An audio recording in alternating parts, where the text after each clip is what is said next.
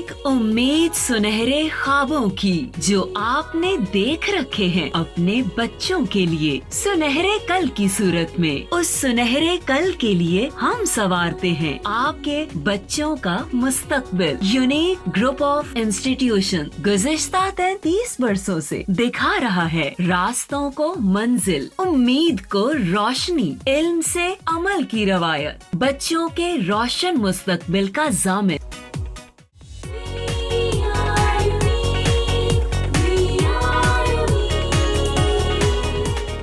अस्सलाम वालेकुम स्टूडेंट्स, मैं सबा वसीम हूँ 99A unique group of institution से। 9th क्लास की ऑनलाइन क्लासेस के सिलसिले में बेटा आपके जो ऑनलाइन लेक्चर हो रहे हैं, तो आज उस सिलसिले का हमारा लेक्चर नंबर 50 है। अच्छा बेटा, इससे पहले के जो लेक्चर हैं, जब आप 48, 49 अपना लेक्चर देखेंगे तो उसमें आपने देखा कि हमने अपनी नज़्म शुरू की थी बरसात की बहारें। हमने अभी उस नज़्म को मुकम्मल नहीं किया था। अब चूँकि हम जो स्मार्ट सिलेबस हमें गवर्नमेंट की तरफ से दिया गया है, हम अपने सेकंड 50% की तरफ तो आ गए थे, लेकिन उस सेकंड 50% में हमें वो स्मार्ट सिलेबस लेके चलना है जो अब हमें गवर्नमेंट की तरफ से दिया गया। और उस स्मार्ट सिलेबस में आपकी वो नज़्म चूँकि शामिल नहीं है, यानी आपके जो पेपर बनेंगे, बोर्ड के जो पेपर बनेंगे, उसमें गवर्नमेंट की तरफ से जो शामिल निसाब आपकी चीज़ें हैं, शामिल निसाब मतलब आपके सिलेबस में जो चीज़ें शामिल हैं, उसमें वो नज़्म चूँकि मौजूद नहीं थी, तो इसलिए हमने उसको वहीं पर रहने दिया जहाँ भी और जितना भी हमने उसको पढ़ा था। और आगे से हम अब वो चीज़ें शुरू करेंगे, रहेंगे हम सेकंड 50% में। चूँकि फ़र्स्ट 50% में तो ऑब्वियसली हम वो तमाम चीज़ें पढ़ चुके जो हमारी फ़र्स्ट टर्म में हमने चूँकि कंप्लीट की थी पहले 50%, तो उसमें वो तमाम चीज़ें शामिल थी। अब सेकंड 50% में जो हमारी चीज़ें शामिल हैं, अब हम वो पढ़ेंगे जो हमारे स्मार्ट सिलेबस का हिस्सा हैं। तो वो नज़्म बनती तो सेकंड 50% में थी, लेकिन चूँकि स्मार्ट सिलेबस का हिस्सा नहीं थी तो हम उसको नहीं पढ़े। अब उस हिसाब से हमारा जो चैप्टर बनता है सेकंड 50% का, वो आराम व सुकून बनता है, जो कि हम पढ़ चुके हैं। तो अब जो हमारा अगला सबक है इम्तिहान, आज हम अपना वो सबक जो है वो पढ़ेंगे। हमेशा की तरह जैसे हम अपने सबक का इंट्रोडक्शन एक देते हैं मुसन्निफ़ के नाम के साथ, तो हमारे जो मुसन्निफ़ हैं वो कौन है? मिर्ज़ा फ़रहतुल्लाह बेग जी। हमारे मुसन्निफ़ कौन हैं? मिर्ज़ा फ़रहतुल्लाह बेग हमारे मुसन्निफ़ हैं। 1883 1883 से लेकर सन 1947 1947 तक का इनका दौर है। और जैसे मैंने पहले भी बताया था कि बेटा मुसन्निफ़ का जो तारुफ़ होता है, जैसे हम शुरू में पढ़ते हैं, जो 3 हिस्सों पर मुश्तमिल है। पहला उनकी ज़ाती ज़िंदगी से मुतल्लिक़ है, दूसरा उनके काम की खूबियों से मुतल्लिक़ है, और तीसरा और आखिरी उनकी चंद एक अहम तसानीफ़ का जिसमें ज़िक्र किया जाता है, जिसे कहा जाता है मुसन्निफ़ की खिदमात के सिलसिले में जो है। और एक मुसन्निफ़ की क्या खिदमात हो सकती हैं? उसकी तसानीफ़, उनकी तसानीफ़ के मुतल्लिक़ जो आखिरी हिस्सा है, चंद एक तसानीफ़ का ज़िक्र किया जाता है। और ये जो दौर बताया जाता है, ये आपसे MCQ फॉर्म में पूछा जाता है, इसलिए आप इसको अच्छे से याद करेंगे। अच्छा जी, हमारे सबक का उन्वान है इम्तिहान। इम्तिहान आप सब बच्चे जब पढ़ते हैं, पूरा साल मेहनत करते हैं, पढ़ते हैं, और फिर ये असेस करने के लिए, ये अंदाज़ा लगाने के लिए कि आपने जो कुछ पढ़ा वो आपको कितना समझ में आया, आपने उससे क्या सीखा, तो इम्तिहान लिया जाता है। तो इसी तरह से हमारा जो सबक है, इसका उन्वान क्या है? इम्तिहान। और 2 चीज़ें जो हम लिखते हैं वो क्या हैं? एक हम लिखते हैं सिन्फ़े अदब, ये अदब की कौन सी किस्म है, और दूसरा हम क्या लिखते हैं? इसका माखज़ लिखते हैं। और माखज़ के सिलसिले में मैंने आपको क्या बताया था कि बेटा हम उस सबक का माखज़ लिखेंगे जो बुक में मौजूद है। अगर बुक में माखज़ मौजूद नहीं है तो हम माखज़ नहीं लिखते। इस सबक का माखज़ बुक में मौजूद है तो हम इसका माखज़ ज़रूर लिखेंगे। सिन्फ़े अदब के एतबार से ये हमारा मज़ाहिया मज़मून है। जो मुसन्निफ़ हैं उन्होंने मज़ाहिया अंदाज़ में इम्तहान, ज़ाहिर बात है, एक कुदरती चीज़ है कि जब इम्तहान होता है तो लोग घबराते हैं इम्तिहान के नाम से, हालांकि हमने पढ़ा है, हमने तैयारी की है, लेकिन ये बाकायदा एक ये कुदरती चीज़ है कि हम घबराते हैं इस चीज़ से जब हम इम्तिहान का नाम सुनते हैं। کیونکہ اب ظاہری بات ہے یہاں سے یہ اسیس کیا جائے گا کہ کتنا پڑھا، کتنا سمجھ میں آیا، کیا سیکھا۔ تو مصنف نے ایک تو اس چیز پر طنز کیا ہے کہ جو لوگ امتحان کا ایک فوبیا رکھتے ہیں اور جو ڈرتے ہیں امتحان سے، تو ایک تو اس چیز کو انہوں نے طنزاً بیان کیا، اور مزاحیہ انداز میں انہوں نے ایک طرح سے اپنی کہانی آپ کو بتا دی خود کو، کہ جب انہوں نے امتحان دیا تو انہوں نے کس طرح دیا۔ اب یہ کوئی حقیقت پر مبنی کوئی کہانی نہیں ہے، یہ مزاحیہ انداز میں امتحان سے ڈرنا اور جو لوگوں کے دماغ میں امتحان کو لے کر ایک دو اس طرح پریشان کرنے والی باتیں ہیں، تو مصنف نے ان کو مزاحیہ انداز میں ایک مضمون کی صورت میں آپ کے سامنے پیش کیا ہے، اس لیے اس کو ہم مزاحیہ مضمون کہیں گے۔ اور ماخذ اس کا کیا ہے، ان کی کس کتاب میں سے یہ اخذ کیا گیا ہے، آپ کی کتاب میں، آپ کی سلیبس بک میں جو حصہ شامل کیا گیا ہے، مضامین فرحت کے نام سے ان کی کتاب ہے، جس میں سے ایک امتحان سے متعلق ایک ٹاپک لے کر آپ کی اس کتاب میں شامل کیا گیا ہے، اور اس کو انہوں نے اسی مناسبت سے کہ جس موضوع سے متعلق ہے امتحان کا نام دیا۔ تو یہ دو چیزیں جو ہیں میں ہمیشہ آپ کو بتاتی ہوں کہ بیٹا مصنف کا نام اور سبق کا عنوان، یہ دو چیزیں ہم کہاں پر لکھتے ہیں، جب ہم نثر پارے کی تشریح کرتے ہیں تو نثر پارے کی تشریح میں ہم دو چیزیں لکھتے ہیں جس کو آپ حوالہ متن بولتے ہیں، اور حوالہ متن کیا ہے، مصنف کا نام اور سبق کا عنوان۔ اس کے بعد یہ جو دو چیزیں میں نے یہاں پر لکھی، جو دو ہیڈنگز بنائیں، یعنی صنف ادب اور اس کا ماخذ، یہ دو چیزیں کیا ہیں، صنف ادب اور اس کا ماخذ، یہ ادب کی کون سی قسم ہے۔ صنف میں نے بتایا تھا قسم یا ٹائپ کو کہتے ہیں، یہ ادب کی کون سی قسم ہے، تو یہ مزاحیہ مضمون ہے۔ انہوں نے کس طرح سے مزاحیہ انداز میں امتحان سے گھبرانا، امتحان کا ایک فوبیا ہو جانا، امتحان سے پریشان ہونا جو اکثر لوگوں کی عادت ہے، تو اس کو انہوں نے بڑے مزاحیہ انداز میں چونکہ بیان کیا، تو اس لیے یہ مزاحیہ مضمون کہلایا۔ اور ماخذ کیا ہے اس کا، مضامین فرحت۔ ماخذ یہ کہاں سے اخذ کیا گیا ہے، اخذ کرنا، نکالنا یا لینا، تو ان کی کتاب مضامین فرحت میں سے یہ مضمون لیا گیا ہے، اور موضوع کی مناسبت سے اس کو عنوان دے دیا گیا امتحان۔ تو یہ ہمارا سبق ہے۔ ہم ہمیشہ جیسے پہلے مصنف کا تعارف پڑھتے ہیں۔ اچھا بیٹا، آپ کے اسمارٹ سلیبس کے حساب سے کچھ چیزیں جو ہیں، جو بچے کہتے ہیں کہ کیا اب ہم یہ کریں گے یا یہ نہیں کریں گے، تو جو شاعر اور مصنف کا تعارف ہے، یعنی نظم یا غزل سے پہلے، اور حصہ نثر میں آپ کے چیپٹر سے پہلے مصنف کا تعارف ہے، نظم اور غزل سے پہلے شاعر کا تعارف ہے، تو احتیاطاً اس کو ہم پڑھیں گے، کیونکہ جو شامل نصاب چیزیں ہیں اور جو شامل نصاب نہیں ہیں، چونکہ دونوں میں ان کا ذکر نہیں ہے، لیکن یہ ہمارے سبق کا حصہ ہے، تو ہم اس کو احتیاطاً پڑھیں گے۔ اور سب کو پتہ ہے کہ کس طرح سے اس کو 3 حصوں میں تقسیم کیا جاتا ہے، اور پھر ہم ان 3 حصوں ہی میں سے اس کی تیاری کرتے ہیں۔ اچھا جی، مرزا فرحت اللہ بیگ دلی میں پیدا ہوئے۔ مصنف کے تعارف سے ہم شروع کر رہے ہیں۔ 1883 سے 1947 تک کا، 1883 سے سن 1947 تک کا ان کا دور ہے۔ مرزا فرحت اللہ بیگ دلی میں پیدا ہوئے، ہندوستان کا شہر دلی، وہاں پر پیدا ہوئے، اور سینٹ اسٹیفنس کالج سے انہوں نے بی اے کیا، اور دلی ہی کا کالج تھا سینٹ اسٹیفنس کالج، وہاں سے انہوں نے بی اے کیا۔ زمانہ طالب علمی میں ڈرامے اور کرکٹ کا شوق رہا۔ زمانہ طالب علمی جب ابھی وہ علم حاصل کر رہے تھے، تعلیم حاصل کر رہے تھے، یعنی کالج میں پڑھ رہے تھے جب، تو انہیں کرکٹ کھیلنے کا شوق تھا اور ڈرامے کا شوق تھا۔ سن 1907 میں حیدرآباد دکن چلے گئے۔ حیدرآباد دکن ہندوستان ہی میں ایک ریاست جو ایک بہت بڑی وسیع ریاست تھی، علم کے میدان میں بہت آگے تھی، ترقی کے میدان میں باقاعدہ ایک مکمل وسیع ریاست کا درجہ رکھتی تھی، تو حیدرآباد دکن چلے گئے۔ پہلے تعلیم اور پھر عدالت کے محکموں سے وابستہ ہوئے۔ ایجوکیشن ڈپارٹمنٹ ہم جس کو کہتے ہیں، جو تعلیم کے محکمے میں مختلف عہدوں پر کام کیا، اور اس کے بعد عدالت، یعنی عدالت کے محکموں سے وابستہ ہوئے، قانون کو لے کر، عدالت کو لے کر جو مختلف محکمے ہیں ان میں کام کرتے رہے، اور ترقی کرتے کرتے ہوم سیکرٹری کے عہدے تک پہنچے۔ ہوم سیکرٹری جس کو ہم سیکرٹری داخلہ بھی کہتے ہیں،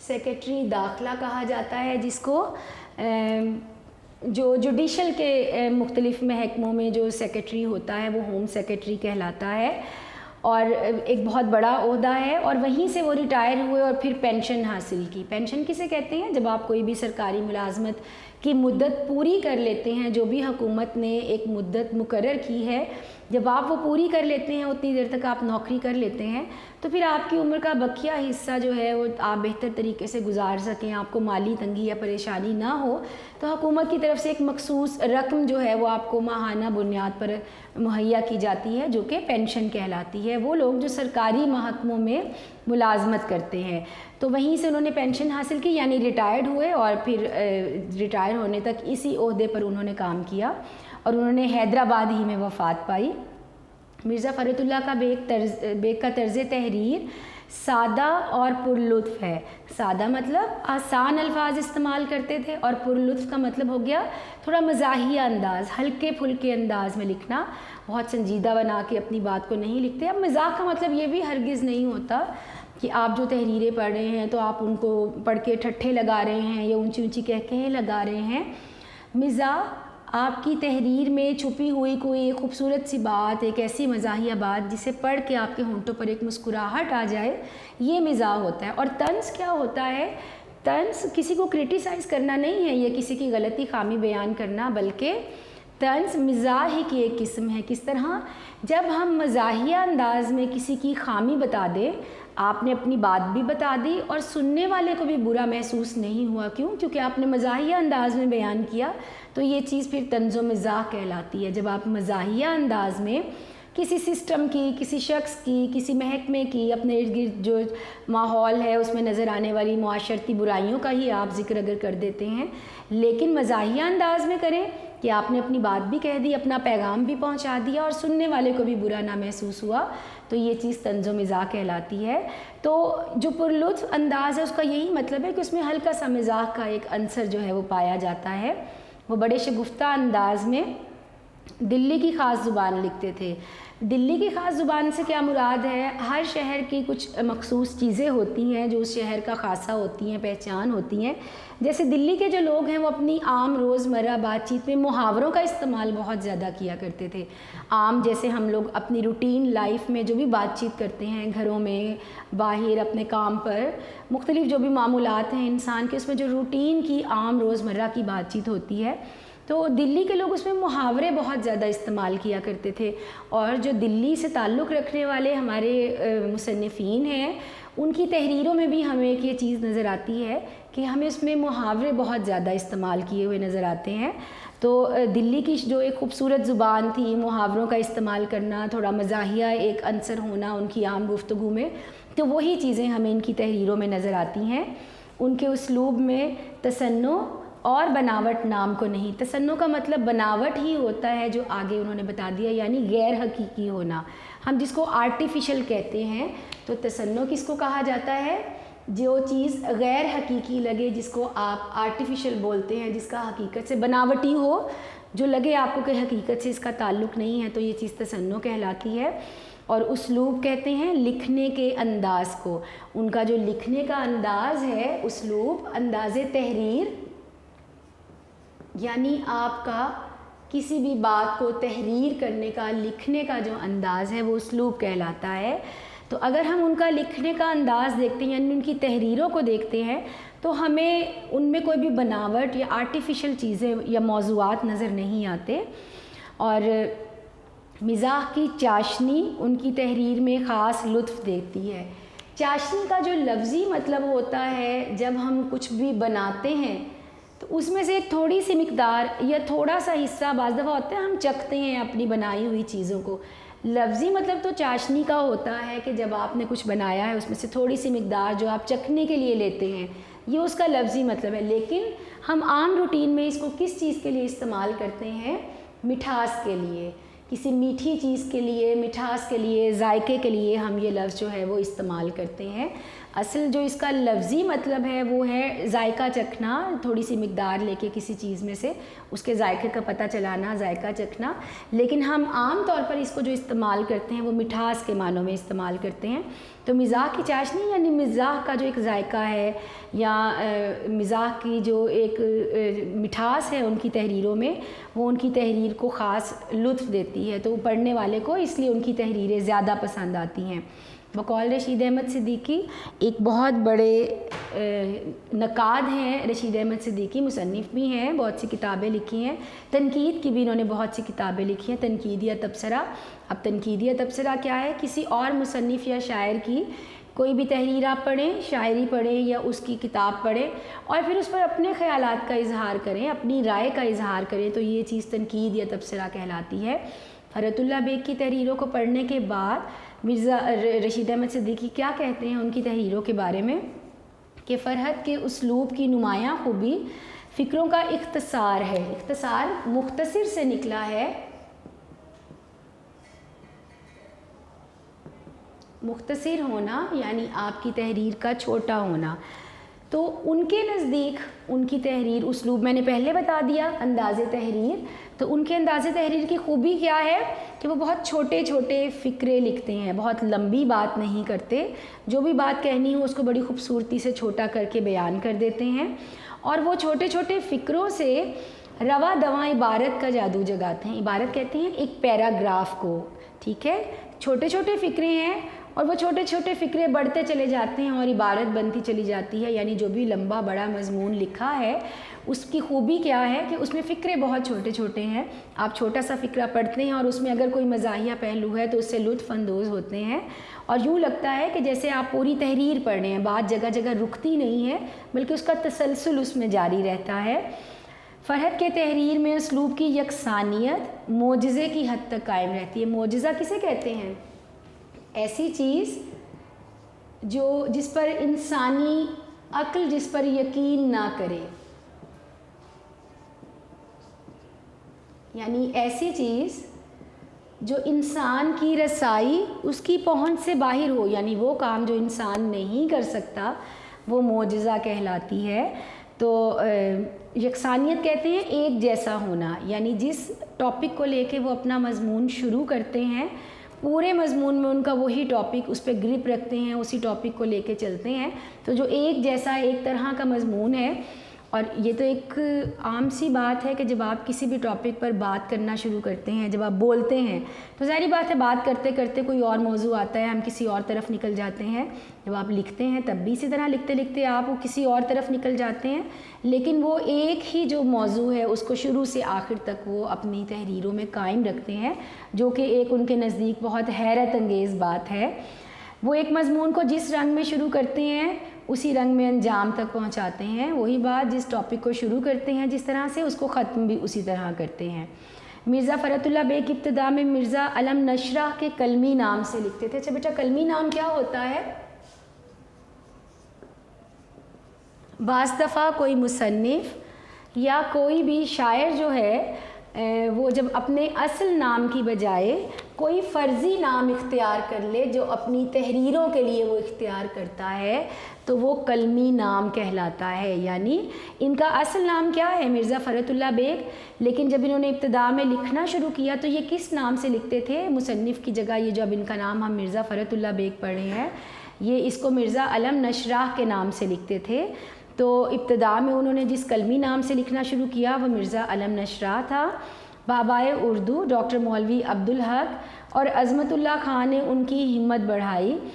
مولوی عبدالحق جنہیں ہم سب بابائے اردو کے لقب سے جانتے ہیں، اور اسی طرح ایک اور جو مصنف ہیں عظمت اللہ خان، انہوں نے ان کی ہمت بڑھائی، یعنی ان کو حوصلہ دیا کہ کچھ مصنفین اس لیے بھی کسی کلمی نام سے لکھتے ہیں کہ وہ جو تحریریں لکھ رہے ہیں آیا وہ لوگوں کو پسند آئیں یا نہ آئیں، پتہ نہیں لوگوں کا رد عمل کیا ہوگا آگے سے پسند ناپسند کو لیتے ہوئے، تو وہ اپنا کوئی بھی فرضی نام اختیار کر لیتے ہیں۔ لیکن چونکہ ان کا کام بہت بہترین تھا، تحریریں بہت اچھی تھیں، تو جب دوسرے مصنفین نے ان کا حوصلہ بڑھایا، ان کو ہمت دی، تو پھر انہوں نے اپنے اصل نام سے لکھنا شروع کیا، یعنی پھر انہوں نے اپنی تحریروں میں جو مصنف کا نام اپنا اصل نام مرزا فرحت اللہ بیگ لکھنا شروع کیا۔ آگے ان کی چند ایک تحریروں کے نام ہیں: نذیر احمد کی کہانی، پھول والوں کی سیر اور دلی کا ایک یادگار مشاعرہ۔ یہ ان کے یادگار مضامین ہیں، یہ ان کے وہ مضامین ہیں جو ہمیشہ یاد رکھے جائیں گے۔ ان کے مضامین فرحت کے نام سے شائع ہو چکے ہیں، جتنے بھی ان کے مضامین ہیں ان کو اکٹھا کر کے ایک کتاب کی صورت میں مضامین فرحت کے نام سے شائع کیا گیا، اور یہی آپ کے اس سبق کا ماخذ بھی ہے، آپ کا یہ سبق بھی یہیں سے لیا گیا ہے۔ وہ قادر الکلام شاعر بھی تھے۔ قادر الکلام اپنے کلام پر قدرت رکھنے والا یعنی مہارت رکھنے والا ایک بہت ماہر اور بہترین شاعر بھی تھے۔ انہوں نے شاعری بھی لکھی اور ان کی جو شاعری کی کتاب ہے میری شاعری ان کے کلام کا انتخاب ہے، یعنی انہوں نے جتنی بھی شاعری لکھی اس کو ایک کتاب کی صورت میں چھاپ لیا گیا اور اس کو نام دیا گیا میری شاعری۔ تو یہ ان کی شاعری کی کتاب ہے جس کا نام ہے میری شاعری۔ تو یہ بیٹا مصنف کا تعارف تھا جو ہم نے پڑھ لیا، یقیناً آپ کو سمجھ میں آ گیا ہوگا۔ اب آگے ہم اپنا سبق شروع کریں گے۔ ہمارا جو سبق ہے اس کا عنوان ہے امتحان۔ ایک تو امتحان مزاحیہ انداز میں لکھا گیا ہے، اس چیز کو بتایا گیا ہے کہ پتہ نہیں لوگ کیوں گھبراتے ہیں، خاص طور پر جو طالب علم ہوتے ہیں جب بھی امتحان کے دن قریب آتے ہیں تو وہ گھبرا جاتے ہیں، اور یہی جو گھبراہٹ ہے یا جو ایک فوبیا ہے امتحان کو لے کر جو پریشان رہتے ہیں مختلف طلبہ، تو اس کو انہوں نے ایک مزاحیہ انداز دیا ہے، مزاحیہ انداز میں بیان کیا ہے۔ ایک تو آپ لوگوں کو یہ بھی بتانا مقصود ہے، ایک پیغام دینا مصنف کا کہ امتحان کی اہمیت کیا ہے۔ ظاہری بات ہے آپ جو کچھ بھی پڑھتے ہیں، جو کچھ بھی سیکھتے ہیں، پھر اس کو بتانے کے لیے، اس کو اسیس کرنے کے لیے کہ وہ آپ کو کتنا سمجھ میں آیا، کیسے سمجھ میں آیا، تو اس کے لیے امتحان لیے جاتے ہیں۔ تو ایک تو طلبہ کے اندر اس چیز کا شعور آئے کہ امتحان ضروری ہے، ظاہری بات ہے آپ کی تعلیم کا ایک حصہ ہے، آپ کے طریقہ تعلیم کا ایک ضروری اہم حصہ ہوتا ہے۔ تو یہاں پر یہ بتا دیا گیا، ایک تو آپ لوگوں کو یہ بھی بتانا مقصود ہے کہ امتحان چونکہ لازمی ہے تو سیریسلی ہمیں اس چیز کی تیاری بھی کرنی چاہیے، امتحان کو جو ہے ہمیں بہت سیریسلی لینا چاہیے۔ اور دوسرا، بعض دفعہ کچھ طلبہ اس طرح کے ہوتے ہیں کہ وہ اس طرح کے راستے ڈھونڈتے ہیں کہ ان کو محنت نہ کرنی پڑے، تو محنت کے بغیر کبھی بھی آپ کو کامیابی نہیں ملتی۔ یہ قدرت کا اصول ہے، یہ فطرت کا اصول ہے کہ کامیابی ہمیشہ کب ملتی ہے؟ جتنی آپ محنت کرتے ہیں، جس قدر آپ محنت کریں گے اتنی ہی زیادہ آپ کو کامیابی ملتی چلی جائے گی۔ اور امتحان میں خاص طور پر آپ طالب علموں کے لیے یہ بات بہت ضروری ہے سمجھ لینا کہ جب تک آپ کامیابی اگر آپ چاہتے ہیں تو اس کے لیے محنت بہت ضروری ہے۔ اگر آپ یہ سوچیں گے کہ آپ ادھر ادھر کے چور راستے ڈھونڈ کے، نقل کر کے یا کسی اور ذریعے سے امتحان پاس کر لیں گے تو ایسی صورت ہر دفعہ تو پیش نہیں آ سکتی، ایسی خوش قسمتی ہر دفعہ نہیں مل سکتی کہ آپ بغیر پڑھے جائیں اور صرف نقل کے آسرے پہ آپ امتحان جو ہے اس میں کامیاب ہو جائیں، تو ایسا تو ناممکن ہے۔ اور دوسرا، جو لوگ، ایک اور پیغام جو مصنف آپ کو اس سبق کے ذریعے دینا چاہتے ہیں کہ جو لوگ امتحان بغیر پڑھے دیتے ہیں، محنت نہیں کرتے، کوشش نہیں کرتے اور صرف نقل کے آسرے پر امتحان دینے جاتے ہیں، تو آخر میں انہیں صرف شرمندگی اٹھانی پڑتی ہے، کیونکہ ظاہری بات ہے کہ بن محنت کچھ کام نہ آئے، کام آئے ناداری، محنت ایسا راز کے جس سے ریت بنے پھلواری۔ تو آپ محنت کے ذریعے ہی اپنی مشکل کو آسان کر سکتے ہیں، نہ کہ دوسرے راستے تلاش کر کے۔ اچھا جی، ہم اپنا سبق شروع کرتے ہیں۔ نہ ہوئی گر میرے پرچوں سے تسلی نہ سہی، امتحان اور بھی باقی ہیں تو یہ بھی نہ سہی۔ یہ ایک شعر ہے جو اصل میں شعر ہے، نہ ہوئی گر میرے مرنے سے تسلی نہ سہی۔ تو چونکہ مزاحیہ ایک انداز میں شاعر نے امتحان کو بیان کیا ہے، امتحان میں جس طرح سے لوگ گھبراتے ہیں اس موضوع کو بیان کیا ہے، تو اس شعر کے اس مصرعے کو انہوں نے مزاحیہ انداز دے دیا اور امتحان کا لفظ یہاں استعمال کر لیا کہ میں نے جو پرچے دیے ہیں، جو پیپر دیے ہیں، اگر چیک کرنے والے کو میرے پیپر پسند نہیں آئے، اگر اس کی تسلی نہیں ہوئی اور اس نے مجھے فیل کر دیا تو کوئی بات نہیں، مجھے اس میں کوئی گھبرانے کی ضرورت نہیں۔ کیوں؟ کیونکہ امتحان اور بھی باقی ہیں تو یہ بھی نہ صحیح۔ ابھی میری بڑی عمر پڑی ہے، اس سال فیل ہو گیا تو کیا ہوا، دوبارہ پھر اگلے سال امتحان دے لوں گا اور پھر پاس ہو جاؤں گا۔ اور یہ حالانکہ ایسی صورت جو ہے وہ کبھی بھی سوچی نہیں جا سکتی، لیکن چونکہ مزاحیہ انداز میں مقصد ان کا کیا ہے کہ انہوں نے ان طالب علموں کو بتایا ہے کہ جو پورا سال تو محنت نہیں کرتے اور پھر آخر میں نقل کی اور دوسری چیزوں کی تلاش میں رہتے ہیں، تو نتیجہ کیا نکلتا ہے؟ شرمندگی کی صورت میں نکلتا ہے۔ جی، لوگ امتحان کے نام سے گھبراتے ہیں، لیکن مجھے ان کے گھبرانے پر ہنسی آتی ہے۔ مصنف کہتے ہیں کہ لوگ جو ہیں جیسے ہی سنتے ہیں کہ امتحان ہونے والے ہیں، پیپر آنے والے ہیں، تو لوگ گھبرا جاتے ہیں، لیکن مجھے ان کے گھبرانے پر ہنسی آتی ہے۔ لیکن مصنف نہ تو امتحان سے گھبراتے ہیں، نہ ہی اسے کوئی بہت پریشان کرنے والی بات سمجھتے ہیں، اس لیے انہیں تو عموماً ہنسی آتی ہے اس بات پہ کہ آخر لوگ امتحان کے نام سے کیوں گھبراتے ہیں، آخر امتحان ایسا کیا ہوتا ہے ان کے نزدیک، امتحان میں بھلا ایسی گھبرانے والی کیا بات ہے۔ دو ہی صورتیں ہیں، فیل یا پاس۔ ظاہری بات ہے امتحان کا نتیجہ دو ہی صورتوں میں نکلتا ہے، یا تو آپ پاس ہو جائیں گے یا آپ فیل ہو جائیں گے۔ تو دو ہی صورتیں ہیں، فیل یا پاس۔ اس سال کامیاب نہ ہوئے تو آئندہ سال صحیح، اگر آپ اس سال پاس نہیں ہوئے تو کوئی گھبرانے کی ضرورت نہیں ہے، آئندہ سال صحیح۔ اب یہ پریکٹیکلی آپ نے اس چیز کو اپنے اوپر نہیں کرنا، کیونکہ اگر آپ اس سال کامیاب نہ ہوئے تو آپ کو اس چیز کو لے کے اسپیئر نہیں کیا جائے گا۔ تو یہ صرف سمجھیں یہاں پڑھنے کی حد تک ہی اس کو سمجھیے گا۔ تو اس سال کامیاب نہ ہوئے تو آئندہ سال صحیح، کوئی بات نہیں، اگر آپ اس سال پاس نہیں ہو سکے تو پھر کیا ہوا، آپ اگلے سال پاس ہو جائیے گا۔ میں اپنے دوستوں اور ہم جماعتوں کو دیکھتا تھا، انہوں نے کہا جب میں اپنے دوستوں کو دیکھتا تھا، ہم جماعت ایک ہی جماعت میں پڑھنے والے کلاس فیلوز ہم جس کو کہتے ہیں، تو جب میں ان کو دیکھتا تھا کہ جو امتحان کے دن قریب آتے جاتے ان کے حواس، ان کا دماغ مختل اور ان کی صورت اتنی سی نکل آتی۔ جو لفظ ہے مختل، اس کا مطلب ہوتا ہے بگڑا ہوا،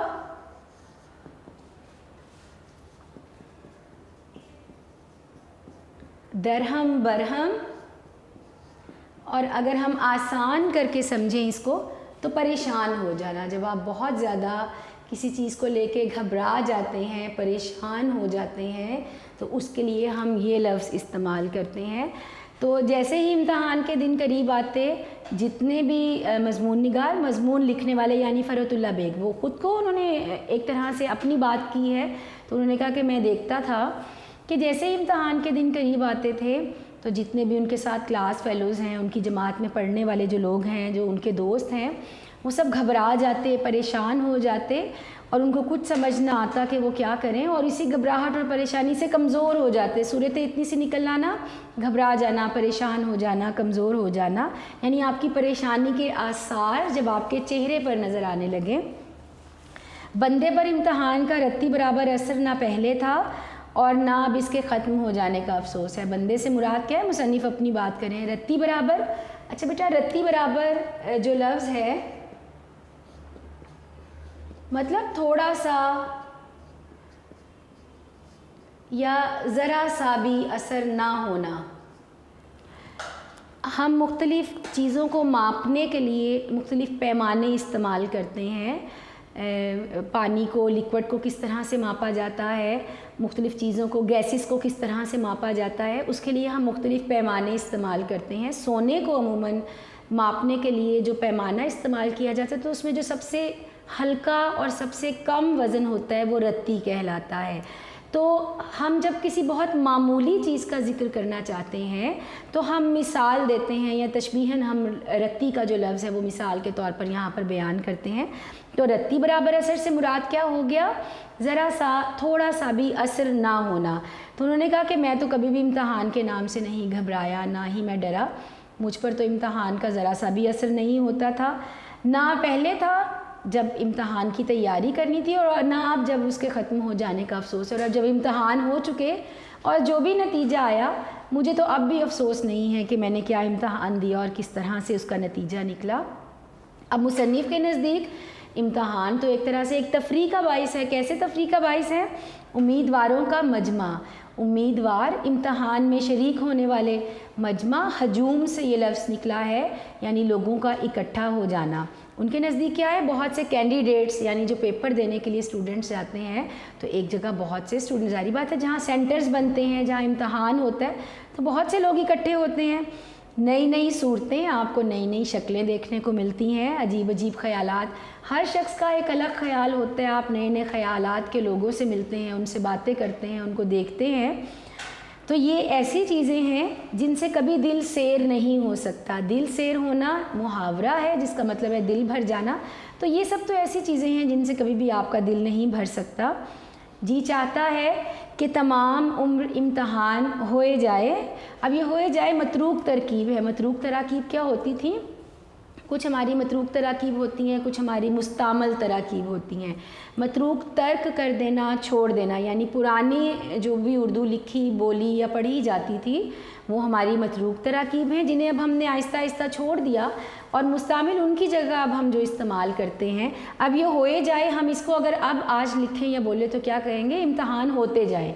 तो मतलब वही है कि तमाम उम्र जो है वो इम्तहान होते रहें, इम्तहान होते ही जाएं, लेकिन पढ़ने और याद करने की शर्त उठा दी जाए। इम्तहान तो होता रहे, मुसन्निफ़ जो हैं वो चाहते हैं कि इम्तहान देने के लिए वो जाएं, नई नई शक्लें देखें, नए नए लोगों से मिलें, नए नए लोगों से बात करने का मौका मिले, लेकिन इम्तहान में से सिर्फ़ एक ही शर्त उठा दी जाए उनके नज़दीक कि पढ़ने और याद करने की, और यही वो बुनियादी शर्त है जो एक इम्तहान के लिए ज़रूरी होती है, लेकिन मुसन्निफ़ के नज़दीक ये शर्त जो है वो उठा दी जाए।